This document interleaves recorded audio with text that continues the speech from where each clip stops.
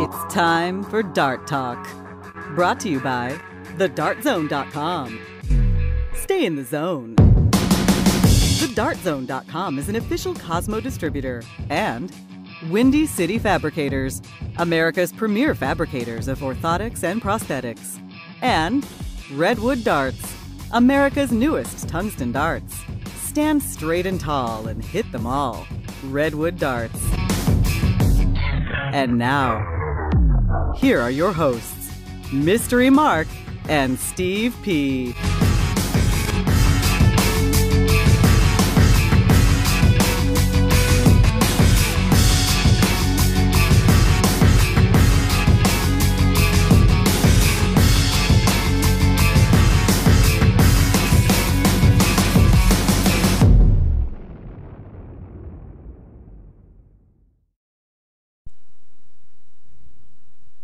Hi, I'm Ross Snook from Ottawa, and I'm listening to Dart Talk.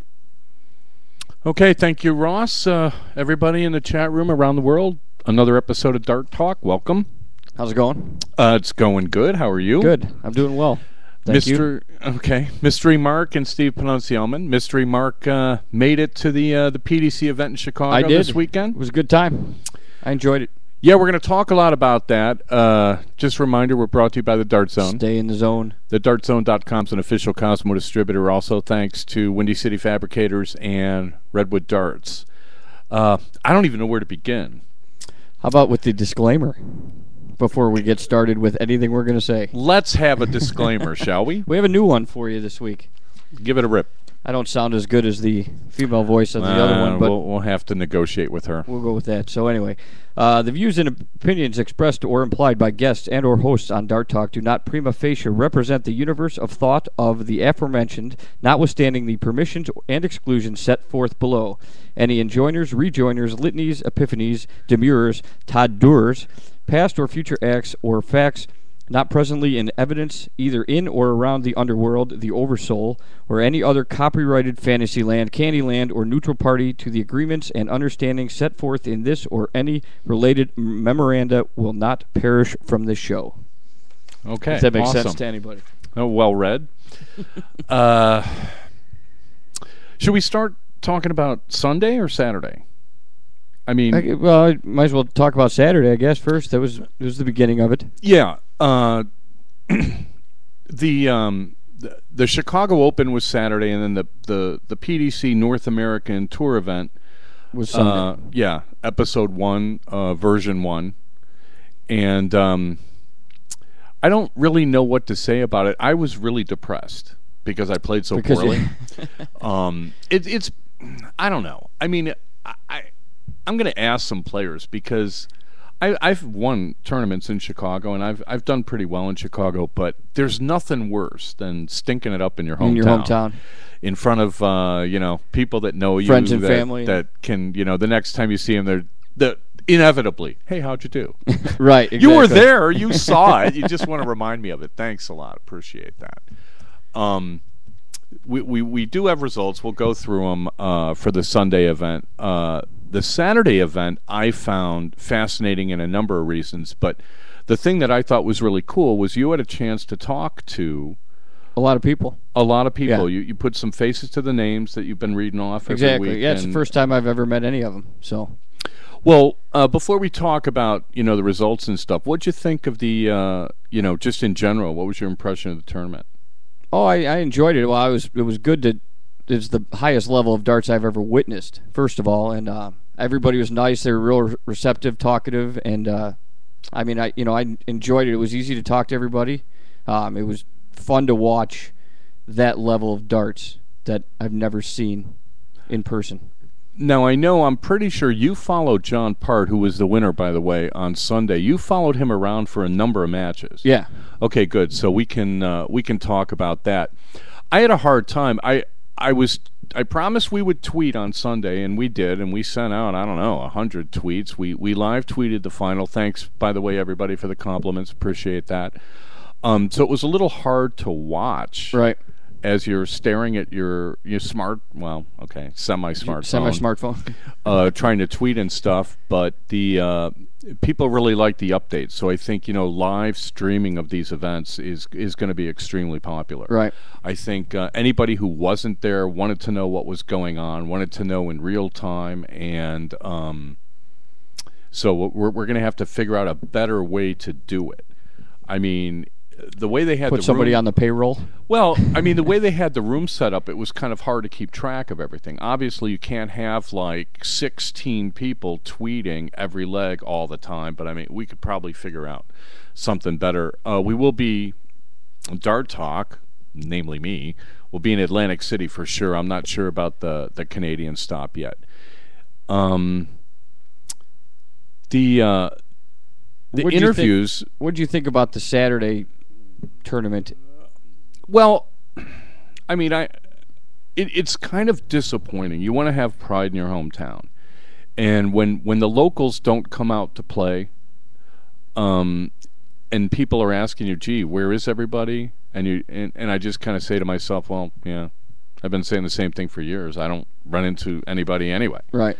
But we did have a number of people came out to watch on Sunday, and the soft tip contingent that is, I think, probably the strongest in the country. They all came out to play steel on Saturday and did really well. Scotty Miller and Ben Dersch won the 501 doubles. Right. Jeff Smith and Jimmy Widmer missed some doubles in that last leg, but it was right down to the wire. Yeah. And I thought it was well played, and I think the soft tip contingent, Scott Miller, Ben Dersch, Joe Matea, Ray Carver kind of bi-dartual, Right. He plays a lot of steel, but those guys acquitted themselves really well. Yeah. I know Benny told me he got absolutely crushed by John Part in the singles. But then you look at the singles on Saturday, and it was Gary Broomhead in the final losing to Chainsaw, losing to Joe Chaney, which probably, in some people's minds was an upset. I mean, I know everybody was kind of gearing themselves up towards Sunday, but I saw a lot of good darts on Saturday, not by me. But I thought the events were pretty good. I thought the level of play was decent. It wasn't as high in the matches I saw, and I didn't get a chance to follow Darren Young around on Sunday. Right. But from what I hear, he played very, very well, and by his own admission, didn't play quite as well in the final, where John averaged, I believe, just over 90 something like in the 7 legs. And I actually at the first commercial, I'll look up and I'll actually tell everybody what the stats are, because Joe Devandi was, oh, you have the stats for yeah, okay. Joe was kind enough to email them to me about that. It was kind of funny. We should talk about the who we named as the person with the toughest mental game, and we did take a survey of a bunch of players, so we can kind of like play that for them. I was kind of curious what your impressions were as far as, like, you got to talk to 25, maybe 35 different players. What did you think about the level of professionalism that they all showed? Oh, I thought it was really high. I thought they're all very cordial. They're very complimentary of everybody else. Nobody seemed to have an ego. Everybody seemed just to, they were just there to play darts, have a good time, try and win, do their best, and they just basically wanted to win, but losing wasn't that. They could accept losing to the people they were playing against, is what I felt. I just felt everybody was very professional, very, very into it, and just wanted to play well and just have a good time at a tournament. Yeah, I'd have to agree with that. I'd have to say that, it's the toughest room anybody's seen all year. Yeah. Any American has seen all year. I don't know. That's excluding anybody who went to Hong Kong. I can't speak to the level of play in that, and I know Jeff's been over at the PDC, and that's, a cut above what we had here. But I was really impressed with how well the tournament was organized, how well the tournament was run. There were very, very few problems. Things ran on time. I know the turnout was lower than what a lot of people would have liked. Yeah. We didn't have a full bracket of 128, so some people got stuck with buys, which personally for me, I'm not into having my opponent get a warm-up match and then I come in cold. Right. I hate that. But what are you going to do? Kind of no way around it, though. Well, yeah. I mean, somebody's going to get a buy and, whatever. Yeah. I mean, there were... Just happened to be you. Yeah, whatever. I mean, I'm not whining. I mean, I had my chances on Saturday, and I blew some doubles against a very solid player in Dave Walsh, and he got by me and ended up making the semi. And then I played at what I consider pretty atrocious darts and lost to a very good player on Sunday. So it's like, what are you going to do? I mean, your expectations, if you're going to play below average darts in a room like that, you're not going to get very far. Right. You're not going to get very far. We'll go to a commercial pretty soon. There was a lot of discussion. There's so many things to talk about. My gosh. There was a lot of discussion because one of the players let's talk about the women. Okay. Let's talk about the women. We had a couple of women in the main field on Sunday who did very well. Stacy Bromberg basically won two matches, right? And unfortunately, she had booked her flight in April, and because she had been ill, I assumed that she just wasn't expecting that, she was going to do that well. Right. She won two matches and had to catch a plane, and withdrew and forfeited the board final. Yeah. Which, Stacy's won boards before in the PDC. So I would have liked to have seen that. I know Trish Gressick won some matches. You want to say that? Gressick? Yes. Trish Gressick? The Silent Z, Silent Z. I found out this weekend. Yeah, it was that good I'd that been you cleared pronouncing that it wrong up. for about 6 months. What are you going to do? But everybody, it's good to know. Yeah, everybody pronounces my name wrong, so I mean, me included in that one for sure. Yeah, she gets no sympathy from me. Right. But it was good to see, the women, showing up and just playing and playing their darts and doing well. I think that's a credit to them. And there were some other people that I was really, once I got a chance to watch after I, moped around a little bit and felt sorry for myself and got a chance to watch some other people, I saw some great matches. There were a lot of matches that went down to the 11th leg on Sunday. I saw that a lot, yeah. There were just a lot of them just seemed to be really close. Yeah, and that's a testament to the the level of play and the caliber of player that you had there. I saw Vic Wild take an 11th leg after he was down 5-4. He took out a Shanghai 19 to take out 114 to make it into a decider, and then hit the double on his first start to beat a good player and win 6-5. And I know Vic from the one time I went to Montreal to play in the Sorrento's tournament, and he had been getting over all sorts of physical problems and stuff. So it was great to see that he was able to overcome those. Right. Dave Walsh had a good tournament. Won a couple of rounds on Sunday, made top 4 on Saturday in the singles, and you talked to him, right? He dropped 160 pounds. Yeah. And I barely recognized him. Right. We were joking around. He's a class guy, solid player, and it's great to see him getting out more and more, because I have a feeling that over this decade anyway, he kind of like stopped playing, and he's re-energized and recommitted to the game, and it's great to see that kind of thing. Yeah, I talked to him for a little bit. He was happy and just interested. It seemed really interested in the game, and since he lost the weight, and who just gave him an opportunity. Probably, I would assume from a stamina standpoint too, that's got to help him out a lot when you're playing that many legs in a day. Yeah, I think the survey of people that you talk to were all like pretty much, I would characterize it as ecstatic that the PDC is back. Yes. Yeah. I didn't hear anything negative about it really at all.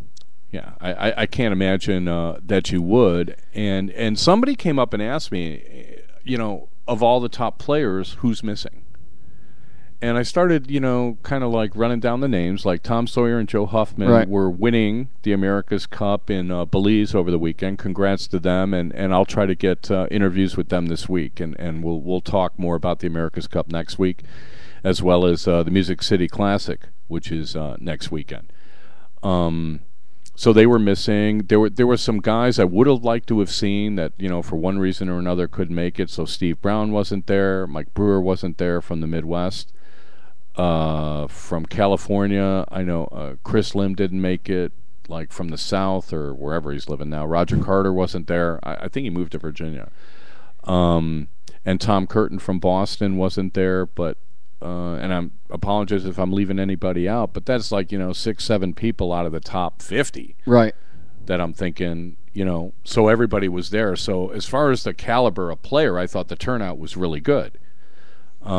Patrick Kitty couldn't make it. He's been having a good year from Oregon, but outside of that, I think it bodes well. I think it bodes well. I think, if people support this, it's going to get bigger and it's going to get better.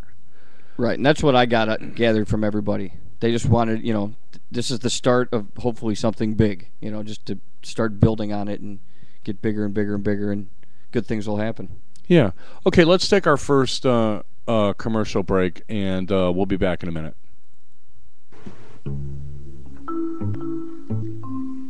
Char, you already know someone who's been personally affected by a coffee addiction. Mommy, please put the mug down.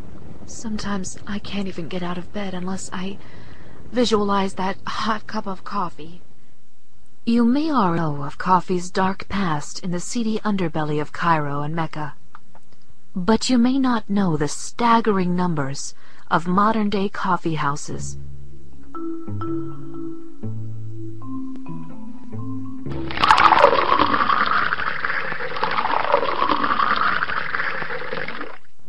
The highly addictive quality of coffee makes it the perfect gateway drug.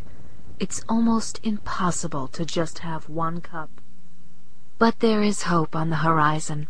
People just like you have created Loka, lovers of coffee addicts. Team up with Loka in the fight against this addictive bean.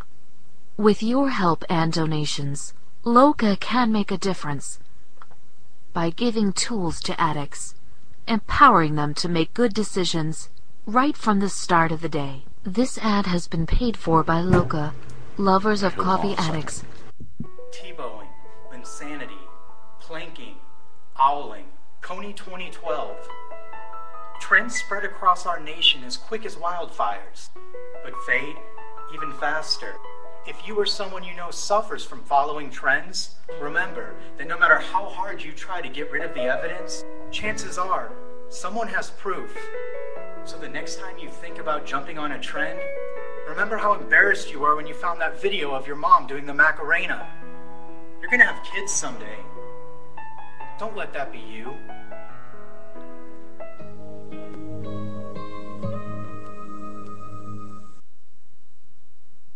This is Big Daddy Darren Young from Whitehaven, Pennsylvania, and you're listening to Dart Talk. Okay, we're back for the second quarter. Second Almost said second half. Brought to you by the Dart Zone. Stay in the zone. TheDartZone.com is an official Cosmo distributor. You follow John around pretty much all day on Sunday? Yeah, well, I tried to watch as much as I could, but I saw the majority of his matches. Okay, well let's run it down. Who had the worst beat? Who had the bad beat of all the close matches you saw? That I saw was Bob Seneve. Oh, okay. So and Bob. I mean, Seneve, I guess it depends on which way how you're putting it. In a single game or for the whole match. Well, I mean, I guess a bad beat single game. I would say was it was the 11th game. Yeah, the way I look at it is there's a special kind of pain. Right. Yeah. There's a special kind of pain you get losing a long format 5-on-1 match that's unlike any other kind of pain. Right. And I've probably said this on the show before, but if you play like one of the American Diddle Organization tournaments, right? And, you know, you lose a diddle in the third leg. Guy throws like a 14 darter, and you're sitting on a double. He takes it out. And you're like, well, all right. What are you going to do? Well played. Yeah. What are you going to do? Right. But when you play these long format matches, and you know, Saturday was best of 7, which is still, you know, way double, really, pretty much what anybody plays in America. And you play best of 11 on Sunday, you have nobody but yourself to blame. You had plenty of chances, and either you took advantage of them or you didn't. So you can only blame yourself, which is why I was, you know, moping around and all depressed on Sunday. But that's what I would say. I mean, but last leg. Yeah. Now, granted, I didn't see all of them. Right. But that's the one I saw that stood out in my mind. Well, not to single Bob out, because, you know, Bob's a fabulous player and everything, but what happened? What happened to Bob? Well, you know, he unfortunately, he was up big, had about, I think it was 57 left. It's tied 5-5. Tied 5-5. So they're in the 11th leg. He's got the throw. The guy, his opponent's at 180, and he's got 57. So Bob's looking at 57, and Ross Snook is sitting on 180. So Bob's got 6 clear at 57. Right. So he misses the double tops, and twice, hits the 17, misses double tops, but the third dart hits the 1, so he leaves himself 39. And then Ross Snook goes up and throws a whopping 36. A whole 36. Yeah. Yeah, that's the mental part of the game that's almost impossible, not to interrupt you, almost impossible for most people to correct, is when you're playing a player of Bob's caliber. You kind of just assume that he's going to hit it, yeah. You just assume you're dead. Bob's not going to miss 57 very often. You're out of sight. So, you know, you throw your 36, you're on 144, and you're putting away your darts. Yeah. Right? Right. Because now he's at 39, it doesn't matter. Let's face it, nobody should do that, but everybody probably does. Right. Right? Okay, so I got that impression from a lot of people watching matches. You know, they just, you know the player, you know, the percentage of them taking out anything under 60 is probably really high. You know? Yeah. So that's, you know, I could see that attitude. Yeah, for guys at this level, yeah. I mean, you know, somebody like at Bob's level, you know, 57 is probably going to take it out, what, 90% of the time? You would think. Higher? Sure. You know, close to that anyway. Right. So then, unfortunately, he misses the 39, and Ross is still on 144, and Ross promptly goes up there, throws his first 2 darts. The first one was guaranteed in the trip 20. The second one, he had to actually ask the chalker, so he had to pause, and the chalker says 120 shot, and he turns around, boom, hits double 12, 144 out, and, you know, it was, to me, that was just a bad beat. I mean, obviously, you know, Bob's going to say it's all his fault. He's the one that missed the 6 darts at it, but, you know, then for the guy to chuck a 144 at you. I mean, it's kind of weird. I mean, to take out an out that massive, to win a leg that you really thought you were out of, I would have to think that like really and not just a propelled leg. Ross. The last leg. Yeah, the deciding leg, right. I mean, it's even, you know. Yeah. It's like, you know, playing in the backyard, imagining you're hitting a homer in the 7th game of the World Series kind of thing. Yeah, so that had to have been really painful for Bob. I'm sure, yeah. I mean, as happy as you are for a guy like Russ to hit something so big at so crucial and clutch a time, got to feel sorry for Bob, who just, you know, got to be a long ride home. I felt bad for him because I know how easy it is to miss a 57. Sure. Now, the other guy that you talked to that had a bad beat was Ken McNeil. Yes. All right. Yeah. Let's hear about Ken's experience. I'm not running a quote. I'm asking you. Oh. Yeah. Oh, I'm trying to. No, I can't find the compilation of the mental game thing. So I'm kind of going. Oh, okay. I can't remember where I put it. Well, he got paired up against John Parton at the second round. Ken McNeil did. Ken McNeil did, and I believe it was actually John's first match. I think he had a bye, and Ken came out just throwing fabulous and ended up with a 5-0 lead.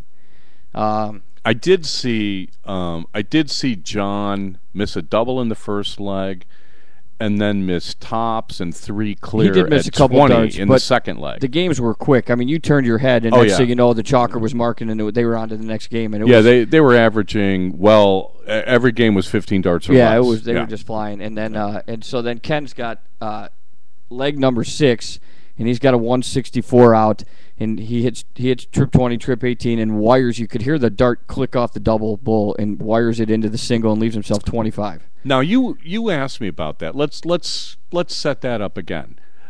He's on 160. Ken's on 164, and, right. and what's the but leg score? I couldn't remember what John was on. Okay, I'm assuming he was at and out. But it was already 5-0. Yeah. So this is a dart to get a whitewash. Correct. On John. Yeah. And okay. And I'm assuming John was in and out because I don't think Ken would have thrown at the double bull if John wasn't in and out. So on a double or on a finish? On a finish, not just a double. Yeah, you'd have to assume he was on a finish. Right. But so I don't know if he was in the hundreds or where he was at. Because somebody asked me about that. Somebody said, "Hey, did you hear what happened?" And what I had heard was what you told me was, he went for the double bull, and the guy's like, "Do you do that?" Because a lot of times, a guy like John, I mean, he took out a 170 in the final. Right. I mean, he's capable of hitting anything. But it's a very weird kind of decision that you have to make because you don't have to go for the bull. I've seen, Phil Taylor and a couple of other top pros where guys are, in the mid 100s and they're throwing fat 18s. Now, yeah, but if the guy ends up taking it out, do you kick yourself because you didn't throw the winning dart? Well, or attempt to, I mean? Or do you just tip your cap because the guy took out a 140 on you because you gave him the opportunity? I would have to say that you'd be absolutely banging your head against the wall if you gave him the opportunity. Yeah, and I'm trying to remember. Somebody was telling me about a match he had with Colin Lloyd where he was in the exact same situation where he had one dart at the bull. He threw a fat 10, I think he said, and then Colin Lloyd said that he was on a different score that was marked. Like the chalker had made a mistake and said that Colin Lloyd was on like 190 when actually he was on 130 or something like that. It's a pretty big mistake. Then they changed the score and Colin Lloyd took out the 130. Now, I don't know anybody mentally tough enough to recover from that. Right. And, the rule is, you got to fix the score before the guy throws. So, but if you're basing your decision on, what's on the board, should I or shouldn't I? Yeah. Right. Yeah. So, yeah, but, Ken McNeil went for the bull. Right. And then, unfortunately, so then he got another shot at it. John the 25. And he had a shot at taking out the 25. He doesn't take out the 25, and that just kind of propelled John to just run the table. But Ken still had at least 2 or 3 of those next 6 legs had shots at winning. Taking a double out and he missed, and then John just became relentless after that and basically lost about 5 legs the rest of the way. You mean, in the subsequent rounds? So John comes back from 5 down, wins all 6 legs, and then it was pretty much over. I think he just basically hit his peak and just ran with it. Cruised along. Yeah. Let's hear what John had to say about that. How's it feel? Take this event, especially after the tough match you had early when you were down. It was fate, wasn't it? It must have been. Once I survived that, there was no way I was going to lose. Pretty much. I owed it to Kenny to win. Yeah, I had to win. Yeah, and they're also like, they've been World Cup teammates and, what have you. At least, 3 times or something? I think even more than that. So I don't think that they really wanted to play each other in the second round. Right. What are you going to do? It was the brackets were I thought, they looked a little weird to me. Like in my quarter, we had almost all the top Americans. Yeah. Which I was kind of like, wow. I was just kind of looking around, and I think Ryan Barnett ended up winning Darren Young won our quarter, but we had like a whole bunch of like top Americans all on those 4 boards, and I kind of looked at that. I was like, man, this. Somebody else was telling me that too. That one of the boards had like everybody from the same area that all play each other all the time. I don't know if it was New York or something like that, but they were all in the same bracket, and it was just like they traveled to Chicago to play people they play all the time. Yeah, it's going to happen sometimes, and it's never it never enhances somebody's tournament experience to play somebody they always play. Like these two guys from Chicago that were doubles partners on Saturday played each other in the first round on Sunday, and I'm just like, oh my God.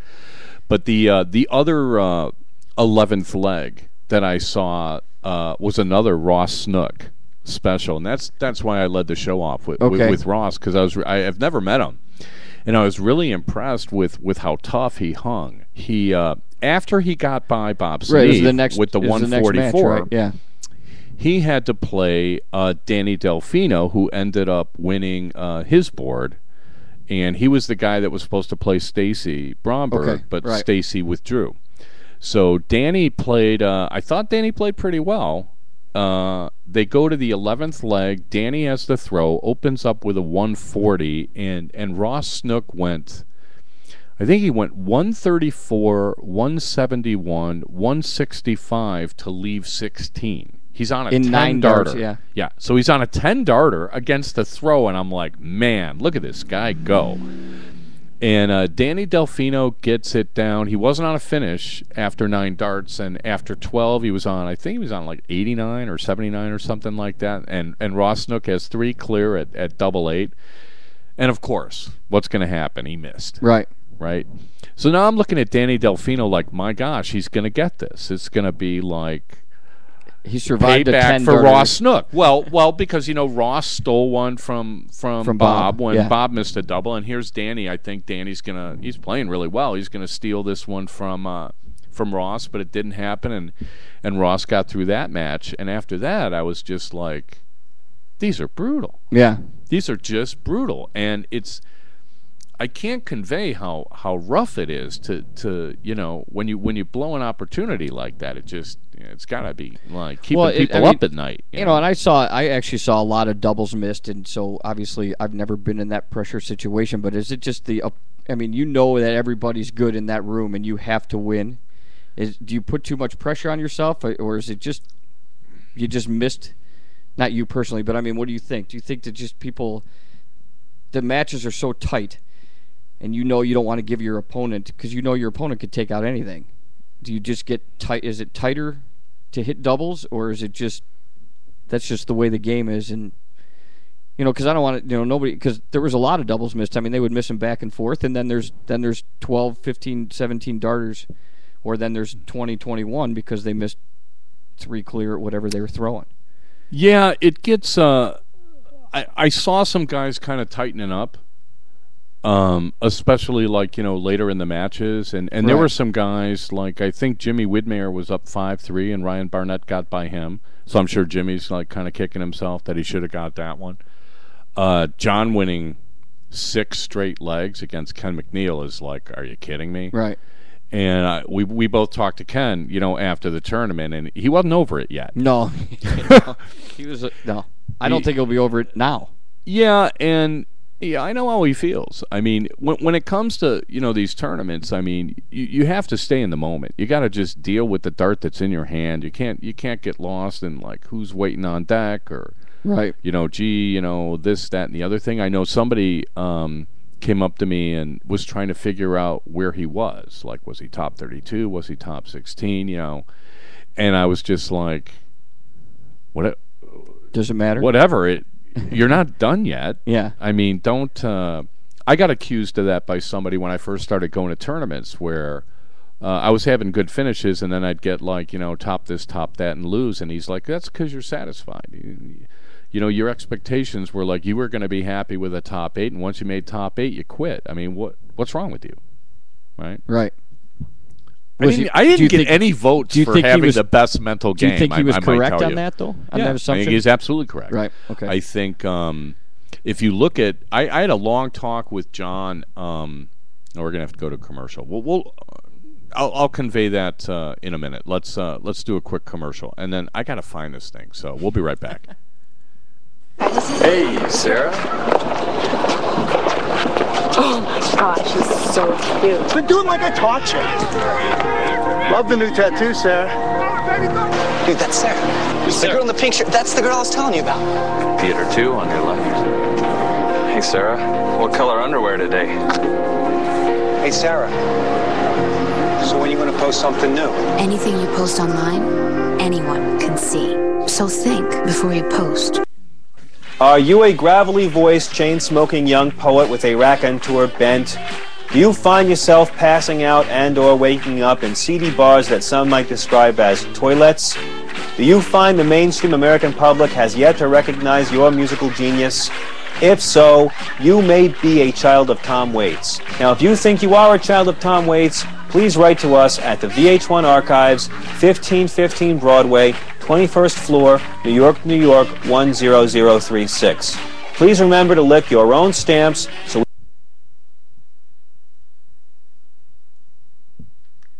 And we're back.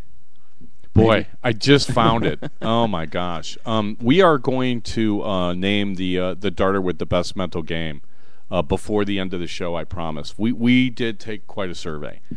Yeah, getting back to John, I mean, it's amazing. Why can't guys just ask how us out? how comfortable he is and how confident he is. Yeah.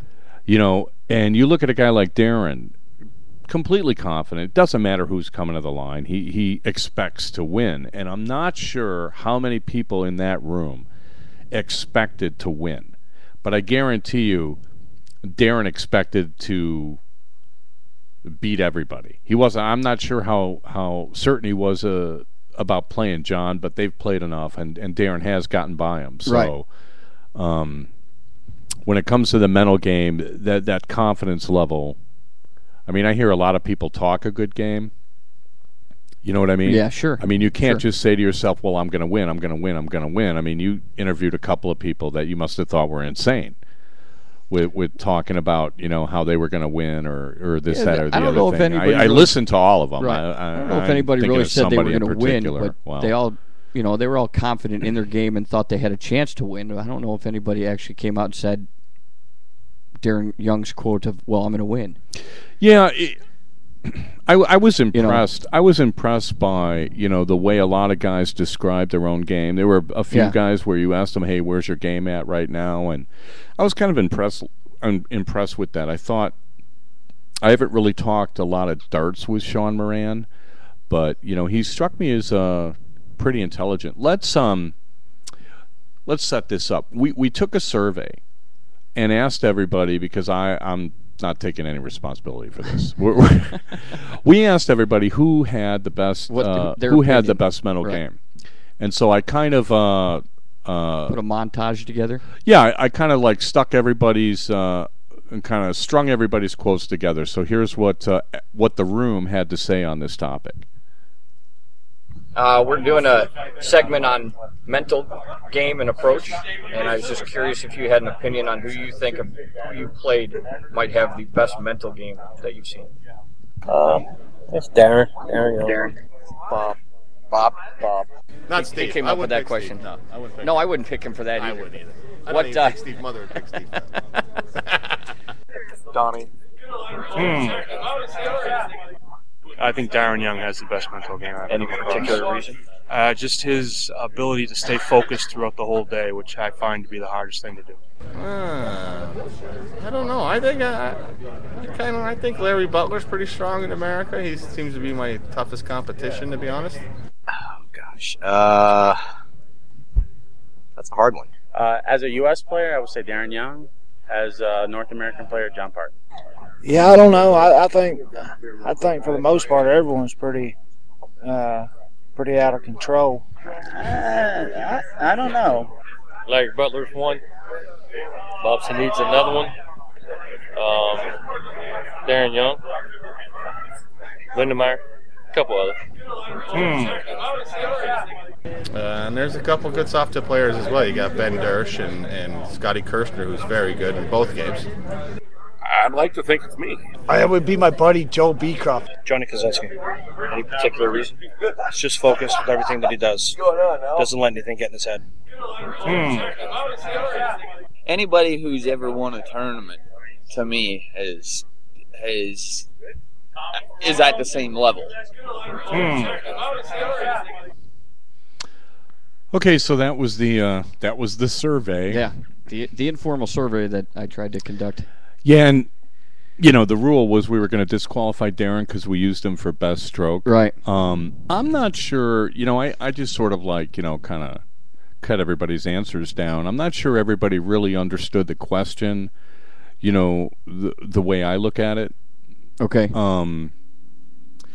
The idea of having the best mental game, I think Sean Moran's, you know, description of Johnny Kaczynski, like nothing gets in his head, that's definitely part of it. What Dave Walsh said about Darren Young, that Darren can stay focused throughout the whole event. Right. I think a lot of people have a problem with that. I suspect that there are people that have a problem, and some people have actually told me this, that they have a problem just playing 501 after 501 after 501 after 501. I mean, on the surface it's monotonous, right? Because you're pretty much throwing at the same triple to score, whereas in cricket, you know, you get to switch around. I could see some people like maybe their attention's wandering or something like that. So that ability to focus. When you look at somebody like the way Ross Snook played, where, you know, he's saving his best for last. Okay, right. Where, you know, he's able to hit, you know, the big shot in the big leg. Yeah. We talked about this before, I think. I equated it to tennis, where back when Bjorn Borg was playing Connors, and you know, people would be like, how'd you beat him? He'd be like, I played the big points better. Yeah. Right? The mental toughness to hang in there when you're behind, to fight back, to not give up. Win games you shouldn't have won or whatever. Well, not so much that you shouldn't have won. You're taking advantage of somebody else's miss. Well, yeah, well, their mistake, their miss, their bounce out. I mean, I saw a guy, you know, throw a trip 20, and then the second trip 20 knocked it out, and they both hit the floor. That's 120 points on the floor in a 501 game, and he's still at a whack at the double. Yeah. So, but I was impressed with a couple of guys. I was impressed with the way Ryan Barnett came back, and he'd go through kind of like rough patches or lulls or something, and then kind of get it back and start playing real strong again. I think anybody who's been successful over a long period of time has to exhibit mental toughness. So, you know, somebody mentioned Jimmy Widmer. Yeah. I think Ryan Barnett did, and of course, you know, you got to put him in the conversation. But everybody can think about it, and I'll announce it before the end of the show. I think I'm going to have a surprise for everybody. Okay. Which is not that I'm dissing anybody that I don't pick. Right. So I don't want anybody's, like, you know, posse out to get me if they don't get picked. I liked one of the answers, though, that I don't think you cut out because it was too long. But one of the guys said that his opinion was anybody that's won a tournament, in his mind, you know, obviously has a tough mental game. Yeah, that was at the end. That was Terry Hayhurst. Yeah, and Terry. Was that Terry? I thought it was Joe. Joe. Was Terry. No, that was Terry. It's Terry Hayhurst from Alberta, Canada, or Calgary, I think. Well, Alberta's a province, or is it a town? Don't ask me. It's Calgary, Alberta. Okay, he's from Alberta. But the, you know, and that was his argument. His argument is like anybody that's ever won an event is kind of on the same level. And I don't know if I bought that, really. I don't know if it was on the same level, but he was just saying they have to be mentally tough. I mean... Well, no, he said the same level. Did he say? Okay. Let's play it again. It's only a minute and a half. We're doing a segment on mental game and approach, and I was just curious if you had an opinion on who you think of who you played might have the best mental game that you've seen. It's Darren. Bob. Not Steve. He came up with that question. Steve. No, I wouldn't pick No, I wouldn't pick him for that either. I wouldn't either. I What, don't even think Steve's mother would pick Steve. Donnie. I think Darren Young has the best mental game. Any particular reason?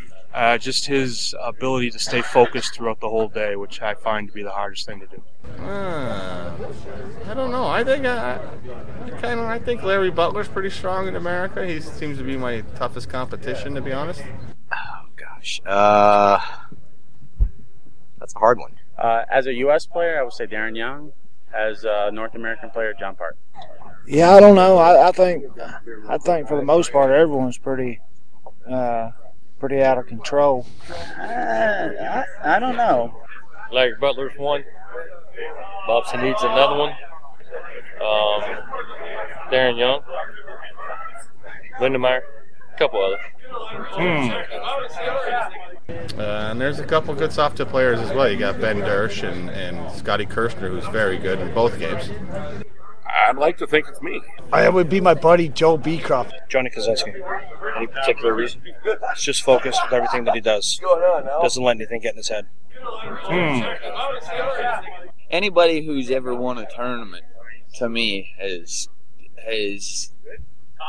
at the same level. Okay, so right. we have it on tape. Yes. Yeah, that was Terry.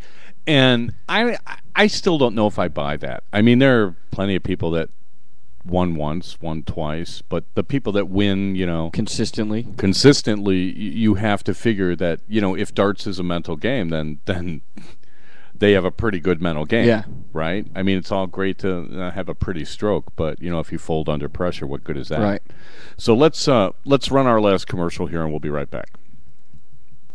Why can't guys just ask us out? They have to pretend like it's a coincidence that we both want to see a movie. Or say, let's just go hang out. Of course I'm going to say yes to that. I want to go hang out with a friend. But it gets weird when that friend tries to kiss me. I don't need one more guy in my life trying to have sex with me. Please. I love it how girls act like they don't know the code. Like they don't know what hang out means.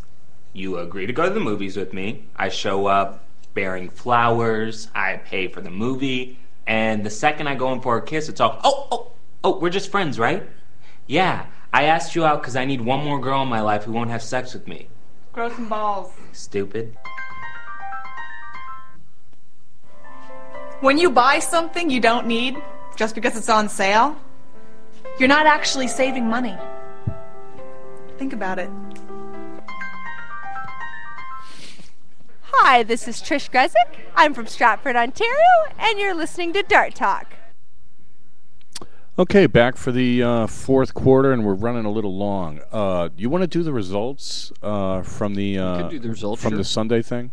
Okay, let's run. Let's just go top eight. Top eight for those of you that were not able to attend or were doing something else and didn't follow the tweets. Other than that, we're not paying attention anyway. The Chicago. Well, this is just the. Yeah, this is Sunday. The NAPT Championship? Right. All right. Top eight, Gary Mawson, Terry Hayhurst, Ryan Barnett, and Ray Carver. Third and fourth, Jeff Smith and Ross Snook. Joint third. They're both Canadian. Joint third. Right, joint third. Okay. I'll get that right one of these days. Yeah. Second place goes to Darren Young, and then as we have talked about, John Part won the event. Right. On Saturday, the men's doubles... which you mentioned. Yeah, Scotty Miller and Benny Dersch beat Jimmy Widmeyer and Jeff Smith, and in the final of the singles, it was Joe Cheney winning that one over Gary Broomhead. Okay. I liked watching him play. Gary Broomhead. I've heard of him, and I'd never actually had a chance to see him play, so I really got a kick out of that. There were a bunch of guys that I've never really seen play that I really enjoyed watching. I mean, I can't say I learned anything since I played so bad on Sunday, but I liked Maybe watching you picked Jeff. up some bad habits. Well, Jeff was funny. Jeff was like, I haven't seen him in a couple of years because I only met him at the time I went out to Portland to play in the Port City. He's like, you look taller than I remember. I'm like, oh, yeah? You look like you're grayer. So playing all those big-time PDC darts, maybe he added a few gray hairs. I mean, they're well-earned, Jeff, if you're still listening. So, yeah, the best mental game. So out of everybody's opinion... Well, yeah, I mean, they're split. They're split on everybody, and we have to eliminate John and Darren. Right. John, because we said we were going to pick an American, and we picked Darren for stance. Right. Right, so... you can only be one part of the ultimate darter. Well, yes, and having the ultimate head. So before I reveal who I think has the best mental game, I want to convey a story to you. Okay. And because this is there's two things that really tip the scale in this player's favor. So this is the first thing. I was playing a 4-man, which is 501. Or, well, actually, I think it was 701 or 801. I'm playing a 4-man in Nashville years ago. And I think I was playing with Bam Bam. And he's like, well, get us a team. And I'm like, okay. So I rounded up 2 guys that felt like playing, and they weren't doubles partners. They were just sort of like, yeah, sure, I'll play. Okay. Yeah, sure, I'll play. And one guy I kind of knew, and I remember telling Eddie, we're going to win as long as we don't leave this guy on a double, because he wasn't having a real good day, and sure enough, that's how we ended up not winning. But this is the only time that I've ever seen this player. I would have to say he's a deliberate player. In a 4-man, where you throw 3 darts and you wait 7 rounds to throw again. Through back-to-back ton 80s twice. That's pretty impressive. Now, think about that for a second. Right? Yeah, you're coming in cold, right? Yeah. It's the end of a long day, right? Because it's the last event of the day, and this I think typically, this event runs the finals like 1:32 in the morning, right? To be able to do that twice, it's not just your stroke, but your ability to absolutely focus on the spot and come in cold. Right.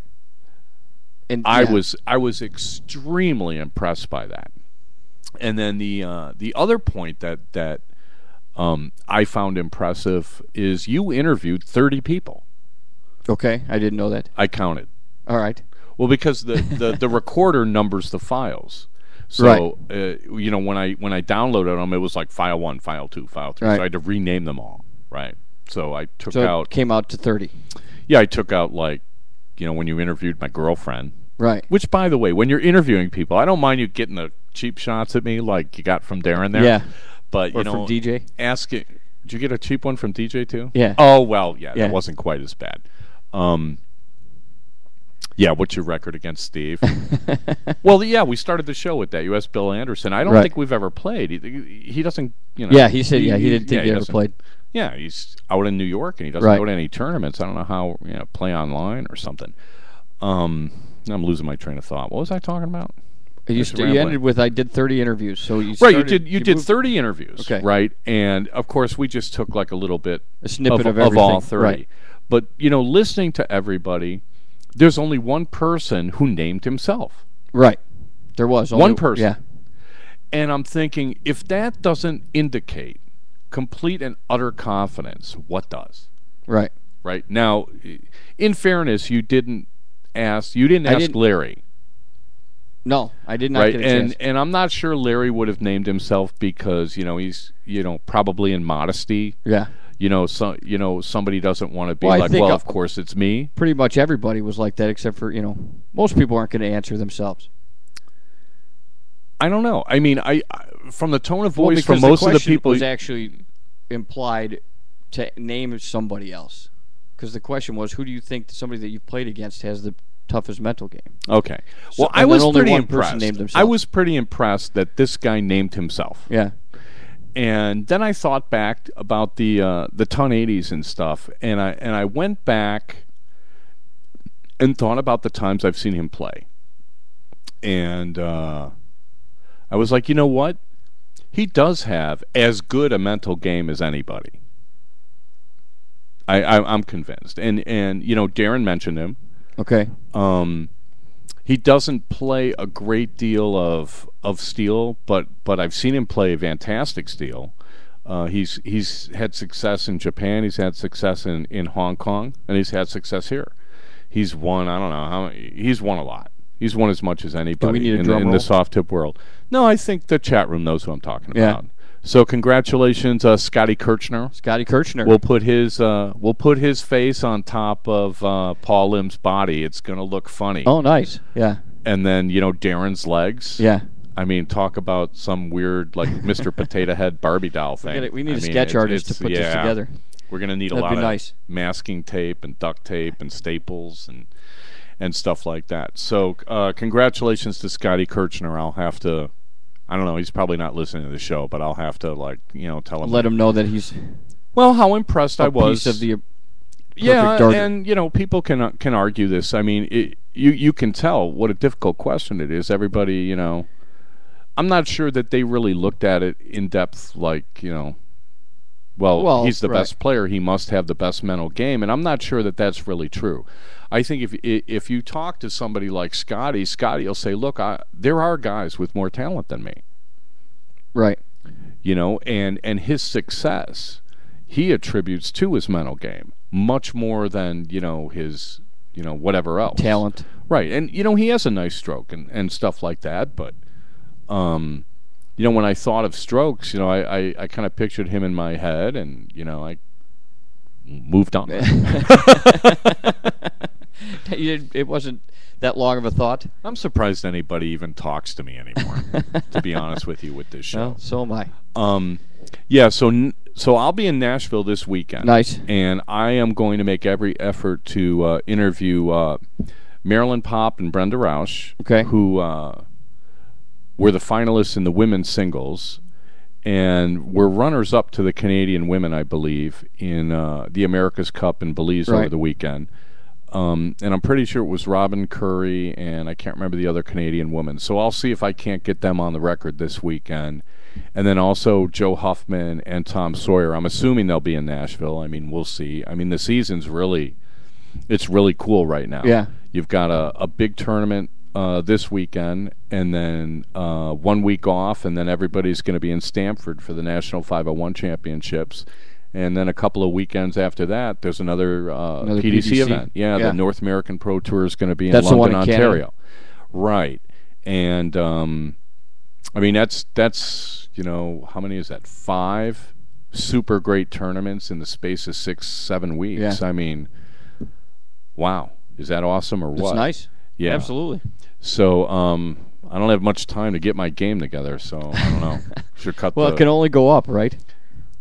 Yeah, pretty much. I mean, my finishing is fine. I don't know what happened where all of a sudden I can't. Steve misses a lot of triples. I was crowding the wire. I mean, it just at some point, there's no worse feeling than going wire, and then throwing some squirrely dart, and then wire. It's like, what do I got to do to hit a triple? Meanwhile, your opponent is ton 40, ton 40, ton 80. And I'm like, are you playing on the same board? Yeah. Really? He didn't have the draft you had, apparently. Well, yeah, I'm not blaming it on any drafts. Right. I'm not blaming it. I know. The conditions at this tournament, what did you think of them?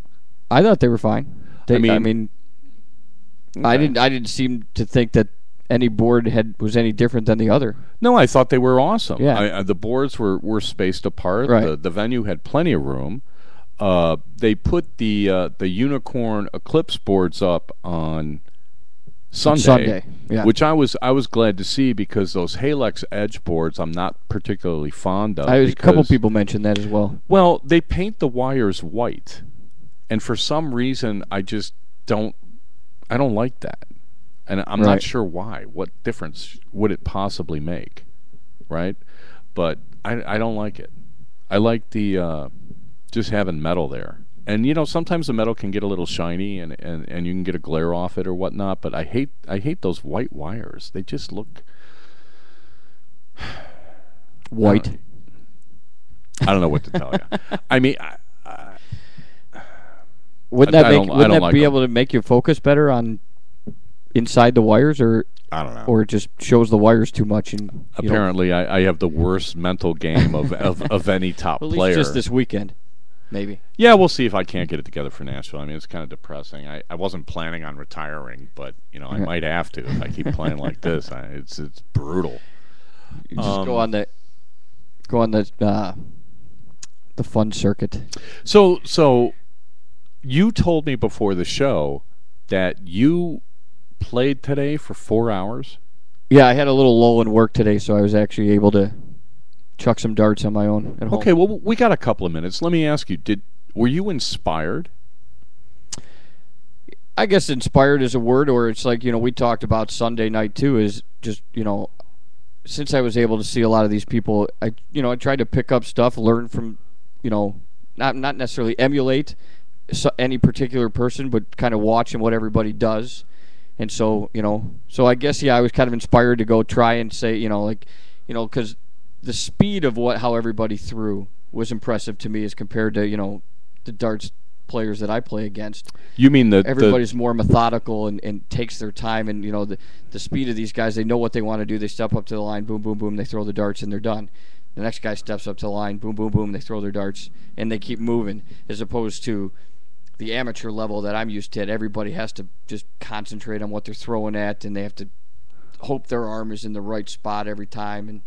And so I tried to do a little bit of that, just go up and say, you know what, pick your target and throw, and don't think. And do a little bit of that, and I know you notice how just it seems like most of the professionals have just like a perfect 90-degree angle, for the most part when most they of them set do to throw, and so you try and do something like that. Okay. So, but yeah, I thought it it gave me a reason to try something, and since I had nothing else to do, it was kind of fun to throw for 4 hours. Okay. So there wasn't anything else in particular that you observed or that you noticed that you were like, I should try that. That ought to work. Something like that. I'm way more technical about this stuff. I kind of, go overboard, but no, not really. I guess what I noticed the most is just the setup and just the speed. Throw your darts and move on. Right. I noticed one thing that we can end the show with. I've seen John throw on TV, John Part. I've seen him throw on TV, on numerous occasions. Right. I've seen him beat Phil Taylor. I've seen him, throw stellar darts. But I've never actually sat and watched him throw in person. And there was one thing that he did that I had never noticed before that I just thought was really, really worthy of emulation. And that is that every single dart he threw, he had absolutely maximum extension. Right. And it was really easy to see. I was sitting to his right at almost like a 45-degree angle from the Aki, so I had a really good look at him from head to toe. I was far enough back, because the cameras, when they show the players, you see their arm and their face, but you can't really, you don't always see like the whole thing. And when he took out that 170 in the second leg against Darren, I thought his arm was going to come right out of its shoulder socket. He literally looks like he's trying to touch the board on his follow-through. And I've never seen a better one. And every single release, exactly. It's always the same. Yeah, he's got an odd delivery. Well, I wouldn't say odd's the wrong word, but John does the little pump thing, and then he manipulates the dart in his hand, which he doesn't remember this, but I asked him about it in Chicago like 6 years ago when I was first starting out, and he was like, yeah, if I was starting out, I wouldn't do it. And it's kind of like something that's evolved for him, and it works, so why change it? But the way because he does hold his follow-through a little bit longer than some of these other guys, and when you play fast, I think what happens to some people is because you want to throw fast and you have to grab your dart, you tend to kind of it starts short arm to, it. Yeah, I don't know about short arm it, but maybe just a little bit because you're kind of like diving down to get your dart a little too quick, and he doesn't do that. He doesn't throw slow, but every single dart, his follow through, was really something to behold. And unfortunately, it was only 7 legs. It would have been great if I could watch him for another 7, because maybe I would have picked up something else that, might work for me. So, anyway, that's what I thought. Okay. That was something that I kind of like took away from the tournament. Well, I had to mope around some more when I got home, and then I couldn't sleep because I had nightmares of darts on the wire. Did you throw darts when you got home, or were you just? Yeah. Yeah. I actually did. and I threw off and on for I couldn't, like I said, Were you able to concentrate on throwing, or could you only just think? Oh no, I was beating myself up, and then I was like, what did I do wrong? And Right. and it's just like Now you got to get it out of your head. Yeah, I'm good now. We'll see. I'm looking forward to Nashville. I'll practice a little bit tomorrow and then rest up, and we'll see what happens. All right. Yeah, I can't throw any worse, so I'm not worried about it. Anyway, thanks everybody for listening to us ramble on. Right. And we'll be back. Thanks for talking to me this weekend, everybody. I had a good time. Yeah, we saved all the interviews, so we are going to have some pretty cool features, I think, coming up, pretty much every show now for a week or two, for a month or two. Yeah. I think. We got a lot of good stuff, and I don't know, they'll probably all listen to the podcast. Thanks, everybody, for participating with us, and we will Dart Talk to you next week. Thanks, right. everybody. Thanks a lot.